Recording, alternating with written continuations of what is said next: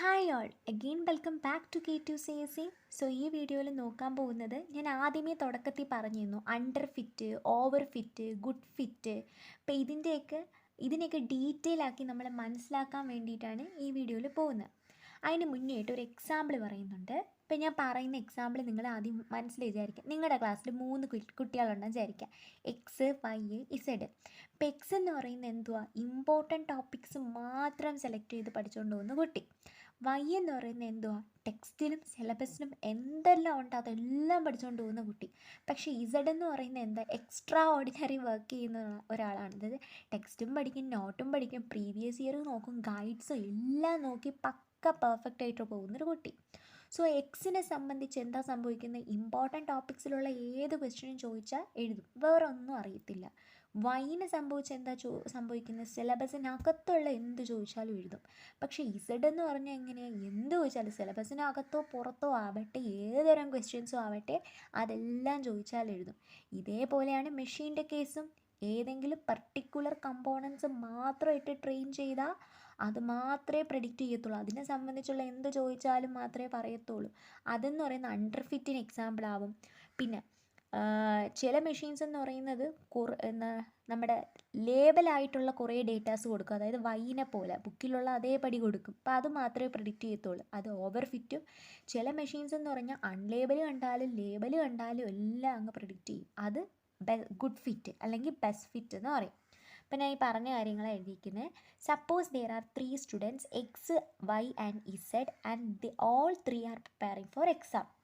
X has studied only 3 section of the book and left off all other section. നമ്മുടെ important topic പഠിക്കുന്ന ആളാണ്. 3 സെക്ഷനേ പഠിച്ചിട്ടുള്ളൂ, ബാക്കി എല്ലാം വിട്ടു. Y has a good memory hence memorise the whole book. ഞാൻ പറഞ്ഞില്ലേ, വൈക്ക് നല്ല മെമ്മറി ഉണ്ട്, സിലബസ് കംപ്ലീറ്റ് പഠിച്ചു. And the third student Z has studied and practised all questions. Z എന്ന് പറയുന്നത് പഠിച്ച് എല്ലാ ക്വസ്റ്റ്യൻസും പ്രാക്ടീസ് ചെയ്തു, എക്സ്റ്റേണലായിട്ടും പ്രാക്ടീസ് ചെയ്തു. So in the exam, X will only be able to solve the questions if the exam has question related to the 3 section.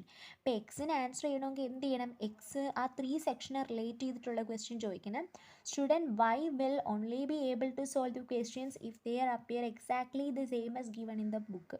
ബുക്കിൽ തന്നേക്കുന്ന അതേപടി ചോദിച്ചാൽ സ്റ്റുഡൻറ്റ് വൈക്ക് എഴുതാനും പറ്റത്തുള്ളൂ. Student Z will be able to solve the exam questions in a proper way. പക്ഷേ Z എന്ന് പറയുമ്പോൾ എക്സ്റ്റേണലിയും പഠിച്ചതുകൊണ്ട് പ്രോപ്പറായിട്ടുള്ള വേയിൽ എക്സാം ക്വസ്റ്റ്യൻസ് എഴുതാൻ പറ്റും. അതുപോലെ പറയുന്നതാണ് if the algorithm learn from a small part of data. നമ്മൾ ട്രെയിൻ ചെയ്യാൻ കൊടുക്കുന്ന ഡേറ്റയുടെ കുറച്ച് ഭാഗത്തു നിന്ന് മാത്രമാണ് അൽഗോരിതം ഉണ്ടാക്കി പഠിച്ചതെങ്കിൽ it is enable to capture the required data points. അതിന് മൊത്തമുള്ള ഡേറ്റ പോയിൻറ്റ്സ് ക്യാപ്ചർ ചെയ്യാൻ പറ്റിയിട്ടില്ല. അതിനെയാണ് അണ്ടർ ഫിറ്റഡ് എന്ന് പറയുന്നത്. അതായത് ഡേറ്റ പോയിൻറ്റ്സിലെ ശകലം മാത്രം എടുത്ത് ട്രെയിൻ ചെയ്തെങ്കിൽ അതിനെല്ലാം പ്രെഡിക്റ്റ് ചെയ്യാൻ പറ്റില്ല, അത് അണ്ടർ ഫിറ്റഡ് ആവും.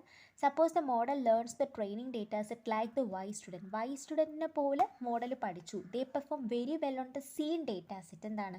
ഇപ്പം ലേബൽ ചെയ്ത ഡേറ്റ സെറ്റ്, അതിന് പഠിക്കാനായിട്ട് കൊടുത്ത ഡേറ്റ സെറ്റിൽ നിന്ന് എന്ത് ചോദിച്ചാലും അത് പ്രെഡിക്റ്റ് ചെയ്യും. And badly on unseen data set, അതായത് അൺസൂപ്പർവൈസ്ഡ് ലേണിംഗ് അപ്രോച്ചിൽ വരുന്ന കണക്ക് ലേബൽ ചെയ്യാത്ത ഡേറ്റാസ് കൊടുത്താൽ എന്ത് ചെയ്യാൻ പറ്റത്തില്ല? അതിനൊന്നുമേ പ്രെഡിക്റ്റ് ചെയ്യാൻ പറ്റത്തില്ല. In such case the model is set to be over fitting. ആ കേസിൽ എന്താ പറയുന്നത്? ആ മോഡൽ ഓവർ ഫിറ്റ് ആണ്. And if the model perform well with the training data set also well with the unseen data set. അതായത് ചില model എന്താ, label ചെയ്ത ഡേറ്റാസ് കൊടുത്താലും ലേബൽ ചെയ്യാത്ത ഡേറ്റാസ് കൊടുത്താലും എന്നുവെച്ചാൽ കാണാത്ത ഡേറ്റാസ് കൊടുത്താൽ വരെ എന്താ പാറ്റേൺസ് വെച്ചിട്ട് ഇന്ന ഡേറ്റയാണെന്ന് പ്രെഡിക്റ്റ് ചെയ്യാൻ കഴിവുണ്ട്. Similar to student result. അങ്ങനെയുള്ള മോഡലിനെ പറയുന്നതാണ് ഗുഡ് ഫിറ്റ് അല്ലെങ്കിൽ ബെസ്റ്റ് ഫിറ്റ് എന്നും ഇതിനെ പറയാം.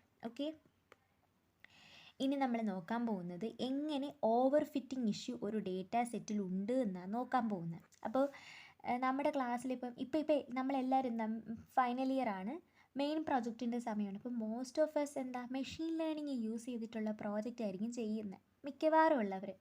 അപ്പോൾ മെഷീൻ ലേണിംഗ് വെച്ച് ചെയ്യുമ്പോഴത്തേനും നമ്മൾ ആദ്യം എന്ത് ചെയ്യും? മെഷീനെ ട്രെയിൻ ചെയ്യാനായിട്ട് ഒരു ഡേറ്റ സെറ്റ് കൊടുക്കും. മെഷീൻ എന്ത് ചെയ്യും? ആ ഡേറ്റ സെറ്റിൽ നിന്ന് അൽഗോരിതം ക്രിയേറ്റ് ചെയ്യും, മോഡൽ ക്രിയേറ്റ് ചെയ്യും, പിന്നെ നമ്മൾ എന്ത് ചോദിച്ചാൽ ഔട്ട്പുട്ട് പറയുകയും ചെയ്യും. അപ്പോൾ ഓവർ ഫിറ്റിംഗ് എങ്ങനെ ഡിറ്റക്റ്റ് ചെയ്യുമെന്ന് പറഞ്ഞാൽ നമ്മൾ ആദ്യം കൊടുക്കുന്ന ഡേറ്റാ സെറ്റിനെ രണ്ടായിട്ട് തിരിക്കും. അതായത് നമ്മൾ പഠിക്കാൻ കൊടുക്കുന്ന ഡേറ്റാ സെറ്റ് ഇല്ലേ, അതിനെ രണ്ടായിട്ട് തിരിക്കും. ട്രെയിനിങ് ഡേറ്റാ സെറ്റ് എന്നും ടെസ്റ്റിംഗ് ഡേറ്റാ സെറ്റ് എന്നും. അതായത് ഇനിഷ്യലി കൊടുക്കുന്ന ഡേറ്റയിൽ 80% ട്രെയിൻ ചെയ്യിപ്പിക്കാനും 20% ടെസ്റ്റ് ചെയ്യിപ്പിക്കാനുമായിട്ടങ്ങ് സ്പ്ലിറ്റ് ചെയ്യും റാൻഡമായിട്ട്. എന്നിട്ട് ഈ 80% ട്രെയിൻ ചെയ്യിപ്പിച്ചിട്ട് ബാക്കി 20% എന്ത് ചെയ്യും, പെർഫോം ചെയ്യുന്നുണ്ടോയെന്ന് നോക്കാൻ വേണ്ടി ടെസ്റ്റ് ചെയ്യിപ്പിക്കും. അപ്പോഴെന്തെങ്കിലും ഓവർ ഫിറ്റിംഗ് ഇഷ്യൂസ് ഉണ്ടെങ്കിൽ നന്നായിട്ട് എന്ത് ചെയ്യത്തില്ല, ടെസ്റ്റിങ്ങിൽ പെർഫോം ചെയ്യത്തില്ല. ഓക്കെ, ഔട്ട്പുട്ട് കറക്റ്റായിട്ട് തരത്തില്ല. അപ്പം നമുക്ക് മനസ്സിലാക്കാം അതിന് ഓവർ ഫിറ്റ് ഇഷ്യൂസ് ഉണ്ടെന്ന്. ഇങ്ങനെയാണ് ഓവർ ഫിറ്റിംഗ് ഡിറ്റക്റ്റ് ചെയ്യുന്നത്. എന്താണ് over fitting in the model can only be detect once you test the data. നമുക്ക് ഡേറ്റ ടെസ്റ്റ് ചെയ്യുമ്പോൾ മാത്രമേ ഓവർ ഫിറ്റിംഗ് ഉണ്ടോ ഇല്ലയോ എന്ന് അറിയാൻ പറ്റത്തുള്ളൂ. So to test it with we can perform train or test split. അതായത് ഞാൻ നേരത്തെ പറഞ്ഞില്ലേ, ടെസ്റ്റ് ചെയ്യാനായിട്ട് നമ്മൾ ഇനിഷ്യലി കൊടുക്കുന്ന ഡേറ്റാനെ ട്രെയിൻ ഡേറ്റാ സെറ്റ് എന്നും ടെസ്റ്റിംഗ് ഡേറ്റാ സെറ്റ് എന്നും പറയും, മാറ്റും. In the train test split of data set, we can divide our data set into random test and random training test data set. അതായത് കുറച്ച് ഭാഗം ടെസ്റ്റ് ചെയ്യാനും കുറച്ച് ഭാഗം ട്രെയിൻ ചെയ്യാനായിട്ട് റാൻഡമായിട്ട് നമ്മൾ ഡിവൈഡ് ചെയ്യും. First we train the model by using 80% of data set. ഇപ്പം ഞാൻ പറഞ്ഞതേ ഉള്ളൂ, 80% ഡേറ്റാ സെറ്റ് ഉപയോഗിച്ച് നമ്മളതിനെ ട്രെയിൻ ചെയ്യിപ്പിക്കും. And test the model using remaining 20%. ബാക്കി 20%നെ ടെസ്റ്റ് ചെയ്യും. Now if the model perform well within the training data set but not well with the tested data set, then it is likely to have overfitting issues. ഞാൻ പറഞ്ഞ പടിയാണ്, training അടിപൊളിയായിട്ട് നടന്നു, പക്ഷേ ടെസ്റ്റിങ്ങിൽ അത്ര perform ചെയ്തില്ലെങ്കിൽ നമുക്ക് പറയാം ഓവർ ഫിറ്റിംഗ് ഉണ്ടെന്ന്. സോ നമ്മൾ എന്തൊക്കെ പഠിച്ചു? ഓവർ ഫിറ്റിംഗ് എന്താണെന്ന് പഠിച്ചു അല്ലേ. ഓവർ ഫിറ്റിംഗ് എന്ന് പറഞ്ഞാൽ ഇറലവൻറ്റ് ഡേറ്റാസ് പ്രസൻറ്റ് ചെയ്തിരിക്കും, നമ്മൾ കൊടുക്കുന്ന ഡേറ്റാസ് ഒന്നും ക്ലീനും പെർഫെക്റ്റും ആയിരിക്കത്തില്ല. അങ്ങനെയുള്ളൊരു ഇഷ്യൂവിനെയാണ് ഓവർ ഫിറ്റിംഗ് എന്ന് പറയുന്നത്. ഓവർ ഫിറ്റിംഗ് ഉള്ളതിൽ നോയ്സ്, ബയാസ്, വേരിയൻസ്, ജനറലൈസേഷൻ കാണും. പിന്നെ നമ്മളിത് ഈ ഫിഗേഴ്സ് നോക്കി, പിന്നെ നമ്മുടെ സ്റ്റുഡൻസിൻ്റെ എക്സാമ്പിൾ വെച്ചിട്ട് അണ്ടർ ഫിറ്റും ഓവർ ഫിറ്റിങ്ങും ഗുഡ് ഫിറ്റും പറഞ്ഞു. പിന്നെ ഓവർ ഫിറ്റിംഗ് എങ്ങനെ ഡിറ്റക്റ്റ് ചെയ്യാമെന്നും പറഞ്ഞു.